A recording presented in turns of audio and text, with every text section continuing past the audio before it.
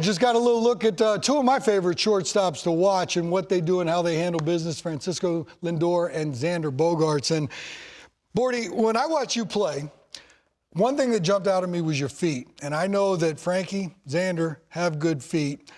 Your case, I didn't think this thing was the greatest in the world, no offense, but your feet were so good that when the two-hopper was hit to you, I think every manager you ever played for felt real good about the chances that the 6-3 was recorded, and to me, that's a good thing. But talk a little bit about the feet and what you thought about that. Well, absolutely right. You know, outs are outs, and that was my goal for sure as a shortstop. And I learned early on when I first got to the big leagues, I was surrounded by some superstar players. Walt Weiss was one of them. I think probably the most underrated shortstop in the game at the time. One of the first words he said to me was, "Your feet are the most important thing. Don't worry about anything else. Let your feet take you where you need to go and get them heading in the direction where you need to throw." See, I think that's the important thing, headed into the direction, because once we catch the ball, I think sometimes catching the baseball is easier than making the throws. And what Walt told you, let's get our feet moving in the direction. So let's take a little look at some stuff, and we'll go back to your days where we have some grainy footage of you. But I want to take you through a couple of these things and look at the feet right here. So look how you catch it, and then right away that happens. And I think that's so important. Let's freeze it on catch, please. Back it up just a little bit, and let's get that catch.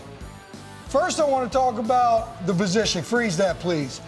What I love about it is we're making sure we catch this first, right? And sometimes that left-hander hitting you the ball that's going this way, boy, baseballs can do some crazy stuff at the end. And it looks like you looked at that and said, I got to catch this ball first. Absolutely. That's the most important thing. You can't get ahead of yourself. You know, you got to catch the ball. That's number one. It's the catch, it's the transfer, and then it's the throw.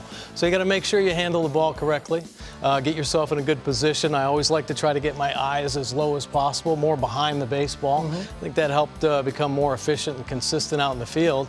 And then it was just a matter of keeping that rhythm going. I think rhythm and timing out in the infield is crucial. And it looked like there was a little bit of a dance step when the ball was coming, and you kind of got to it where I know my brother would say sometimes you're almost sneaking up on it a little bit. You're approaching the ball at a certain rate. When it's getting close to you, we got to catch it first. So I'm going to sneak up and get it. But now look after this catch, and we watch this right foot goes towards the target quickly at first base. Yeah, absolutely. Well, that's the momentum builder right there. You really got to drive off that backside, and ultimately, I think that type of play, and you're going to see Lindor do it here perfectly. He really sets up on the backside. I mean, this is a perfect throwing mechanic. I don't care where you are on the field. You show a pitcher that throws like that as well. Infielders get in trouble when they don't set up on the backside. Lindor is excellent. Back that one back up for me, Dave, please, because here's the sneak up part that I think we could talk about with Frankie. And get it all the way back here with the ball somewhere down here and play it fast motion, but watch him sneak up on that. There was that little hesitation and stutter, and then his feet take over, which I think is awesome. One more time, sneaking up, setting himself, catch. Right foot heads to the target quickly. I think that's awesome. But I think what's cool about Frankie is he's consistent on ball, even that ball. You see how that ball took him to the right one time? Absolutely. Back that one up for me and let's get him to the right. Well, he really gets that right side around the baseball and gets into that perfect fielding position. Freeze it on the catch. Boom. So that little shuffle step, because we know as infielders, when the ball's hit to my left, I'm going to cross over to go get it. But then there's that little bit of a bunny hop or a shuffle step that we have to get in there. And you talked about he got his right foot or his backside on the other side of the baseball. Outside of the baseball. And I think Lindor's, he's obviously a special player, Gold Glove player. He has that natural internal rhythm and timing. When he sees a baseball, he knows that internal clock, what he has to do to position himself to make the play. We're seeing a lot of these plays are more considered like routine plays. He can definitely make the great one. But the fact that he takes that little shuffle there, he knows he's got a little bit extra time. Freeze for me, please. Because what I want to do now, we're going to set up Xander Bogaerts, and he does something with the feet a little bit different than Frankie. And especially that ball that might take him a little bit to this side, he really forces this right foot almost through, and he really creates momentum. I think this one's more routine-ish. Let's take a look at that. That's more of a shuffle where his right kicked his left foot out of the way, but this next one, watch this, Bordy. Talk me through this. Yeah, he really drives the backside. Now, he's set up and can't create any rhythm. He's making sure he catches this baseball. He's in a fundamentally sound fielding position, got a nice wide base. Freeze right there. Gets the right side. Notice that right leg gets on the outside of the baseball, that third base side of the baseball. Gets himself in a solid fielding position with the hands out front, the eyes down nice and low. And then he realizes he doesn't have a lot of rhythm to work with, so he drives hard off that backside, heading right towards first base. Look at that. Right foot goes through. Now, another thing, too, freeze it on catch over here. On that catch. Let's get the out. Boom, we're good. So what I thought was cool, though, and we were talking about this earlier, what these two guys have is their great clock. Absolutely. In their head. And right there, Xander knew when he got on the other side of that, and he was a long way away with no sneak-up rhythm going that way. He had the time to go ahead and force that foot going towards that target right here. Let's take a look at a couple backhands right here, because this is pretty cool stuff to watch, too. Freeze it on catch. All right, in some cases, Bordy, somebody says, okay, you don't play the infield, put your knee down. That means you might be an 8-year-old.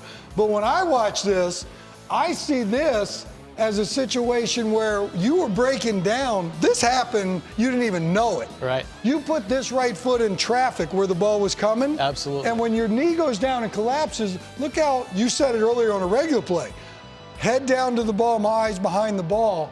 That is awesome to me. Yeah, ideally, on every play, you really want to try to get your eyes behind the baseball. Backhands especially, if you line it up with that back foot, that plant foot, if you can get the ball to be in line with that and get your eyes behind that situation, your chances go up exponentially. And, you know, I kind of took a lot of pride in that as being fundamentally sound in that regard. And the fact that that internal clock, I think I developed it more and more over my career. Lindor and Bogaerts certainly have that and understand the time. Now watch this one right here, because this is a quick release right here. This is a young Ordonez. And look at the quick release you had right here. Not necessarily getting your momentum back, but you stopped yourself and said, you know what, I got enough to get it over there in time. Well, thank goodness I had enough time to set that backside, you know, and I think that's really the key to the play. If I didn't, you know, and then you make that off-balance throw, who knows where the ball is going to go. So had that extra little step to set the backside. And let's just watch the beauty of this, because I think Frankie, when he goes to his right and he plants himself there, once again, his feet, to me, are so precise where that right kicks the left out of the way. And on this one right here, freeze it, a little bit of confidence right there. He didn't throw that in dirt by accident, right? And we were both talking, man, I don't know if I had enough gumption to be throwing that ball in the dirt. I was going to throw it all the way in the air, but look how easy he does this. Yeah, and once again, he sets up the backside as well, absolutely knows how much time he has, and he knows he's got a great first baseman over there. He understands the game and where he needs to put it in front of his first baseman to make it more of a routine play. Well, I love the fact that you brought in the routine, because I've been up here preaching for years. I think anybody who's ever put a glove on their hand can make a diving play.